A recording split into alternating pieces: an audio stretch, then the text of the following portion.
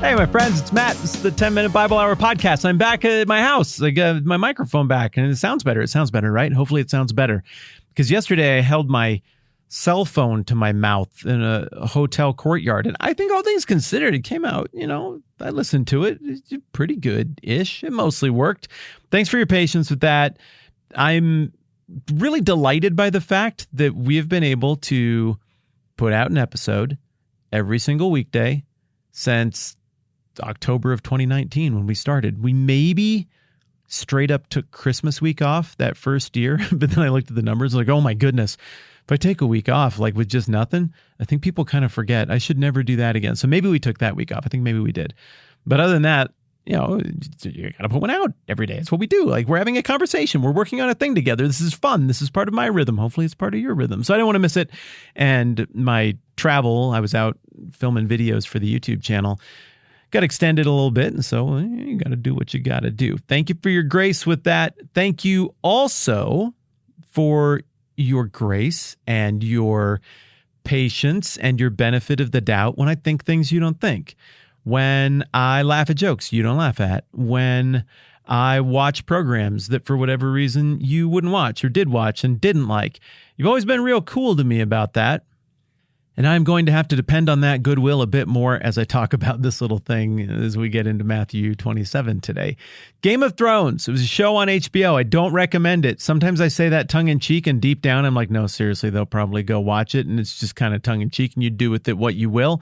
This one, no, straight up, it's a Bible podcast. I do not recommend that you go and watch Game of Thrones. It is as shocking as you've heard, especially in the early seasons.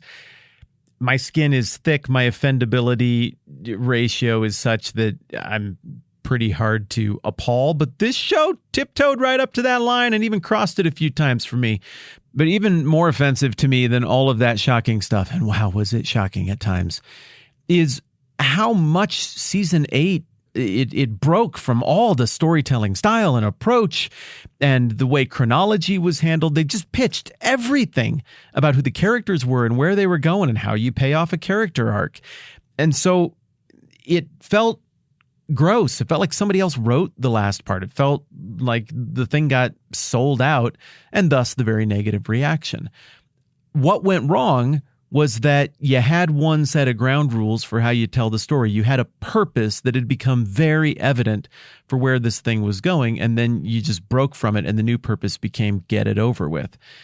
When we look at the book of Matthew, we can tell pretty early on, with even a casual glance, that what we're doing here is not what Game of Thrones was setting out to do, which is to tell a cohesive chronological narrative without a ton of value judgments that's a little bit morally murky, that causes you to wrestle with the dankness of humanity and the human soul and politics. Whereas here with the Bible, there's good and bad. It's pretty clear what's going on with Matthew. This is a story of Jesus' life. It's not a comprehensive biography. I mean, we skip 3 decades in the middle of the story. We skip all kinds of interesting or important details that we would have loved to have known, no doubt. No, rather, Matthew is doing a thing. He's giving us the details about Jesus' story in the order it makes sense to deliver them, in order to speak to a first-century Jewish-minded audience to convince them that Jesus is the fulfillment of all of the law and the prophets and predictions that had come before in what we call the Old Testament, and that he is indeed the Messiah, the Christ, the Son of God, God in the flesh, the long-promised King of the long-awaited kingdom, who will sit on the throne of David and reign forever, and who will establish a new family of faith that transcends the old ethnic boundaries. That's what Matthew is trying to accomplish. And from time to time as he does this, he makes it clear that he's willing to go outside of chronology as need be to arrange the story in such a way so as to pay off the Old Testament stuff and see through those themes and that purpose. One is a dramatic political retelling of history. The other is a theological biography meant to point people toward right belief in Christ, recognition of Christ as the Messiah and the Son of God. So when Matthew deviates from chronology, I understand how the outside critic might look at that and be like, wait a dang minute, some of the other accounts of Matthew, they have that order a little bit different. That's messed up. What gives? Well, what gives is that none of them have made it clear that what they're doing is a slavishly chronological telling of the story. And unlike Game of Thrones, where jumping all over the place in season 8 with travel times that make no sense and making things happen in a way that is a chronological mess, here that chronological flexibility actually serves the purpose. And if we bear that in mind, then when we get to Matthew 27 and we start thinking about the flow of time here narratively, we don't need to be troubled by it. It might look troubling at first glance, but it makes sense when you put your brain to it. Here's what I mean. Jesus and the disciples are on the Mount of Olives, Garden of Gethsemane, and then the arrest happens, and then Jesus gets taken from, just picture it like a clock. Let's say the south end of the city of Jerusalem is the 6 o'clock, the north end is 12 o'clock. The Garden of Gethsemane then is outside the walls of the old city of Jerusalem, and it's at like 3 o'clock. So that's where all of the garden stuff and the prayer and all of that business happens, the arrest. Then Jesus gets taken inside the clock, somewhere in the neighborhood of the 3 o'clock range. That would be where the temple complex and stuff was. But first he gets taken to more like 6 o'clock, which would be where the Sanhedrin met and where the palace of the high priest is, Caiaphas. So we have this little kangaroo court trial there that we've been looking at. At the end of that time, Jesus is taken here in 27 verses 1 and 2, early in the morning, all the chief priests and the elders of the people came to the decision to put Jesus to death. They bound him, led him away, and handed him over to Pilate the governor. Now they're taking him closer to 3 o'clock, so kind of back in the direction of the garden, the Mount of Olives, but we're still well inside the walls and adjacent to the temple right now.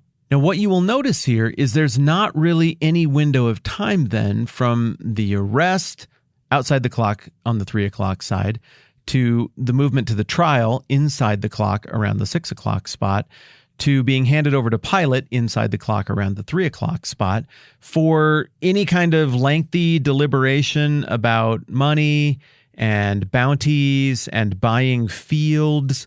It just doesn't make any sense. So we read that stuff, but then the next thing in the narrative is when Judas, who'd betrayed him, saw that Jesus was condemned, he was seized with remorse and returned the 30 silver coins to the chief priests and elders. I've sinned, he said, for I betrayed innocent blood. What's that to us? They reply, that's your responsibility. So Judas threw the money into the temple and left. Then he went away and hanged himself. Obviously, there's a lot to unpack there. We've got a few days to do that. Nobody was going to the temple there. I mean, we're still in the morning here. There's no opportunity for this to unfold. But unlike Game of Thrones, where you're breaking all the rules to start messing with the timeline, the Gospels have always been flexible with the timeline.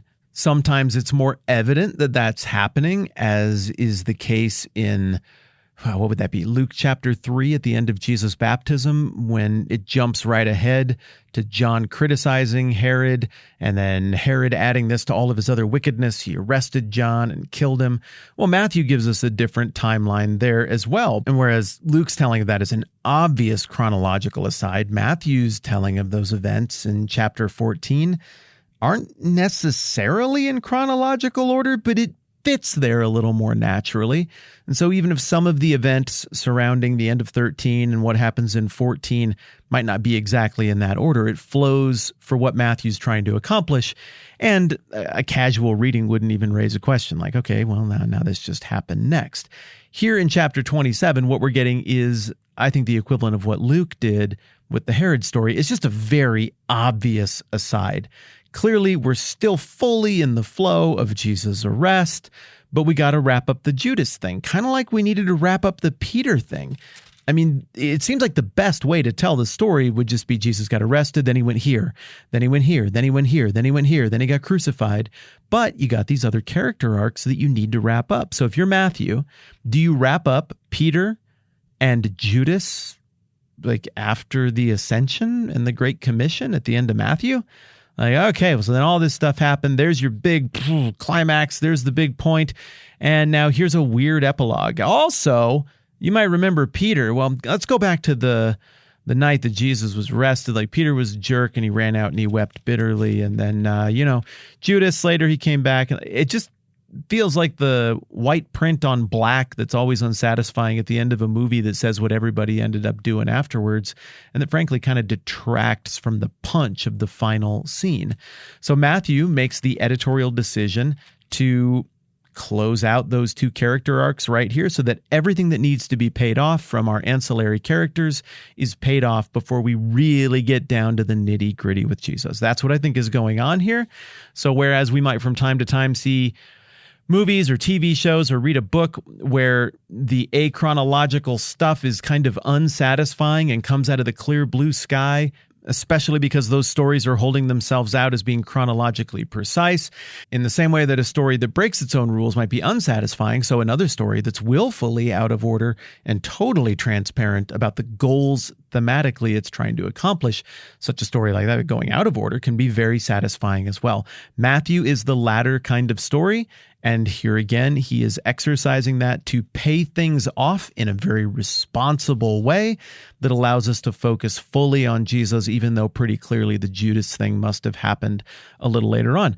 We'll break down exactly what that Judas stuff looked like next time around. I'm Matt. This is the 10-Minute Bible Hour podcast. Let's do this again soon.